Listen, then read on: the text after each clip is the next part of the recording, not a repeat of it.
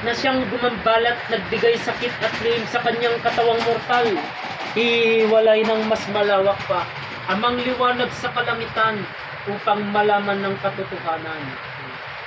Hiwalay ng mas malawak kasi punong-puno na. Ang dami. Ikaw ng mga na. Ganyan dyan. Medyo mahirap ano. Oo, saka ano to. Ate. Oh, yan. Oh, di ba bumabalik?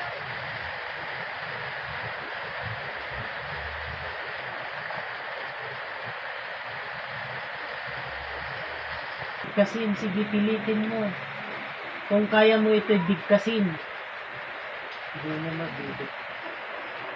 Kuryente. Masakit yan. Tanggalin nyo na yung nilagay nyo dyan na. Tanggalin nyo na ngayon. Yung mata, kaya pala nabubulag siya.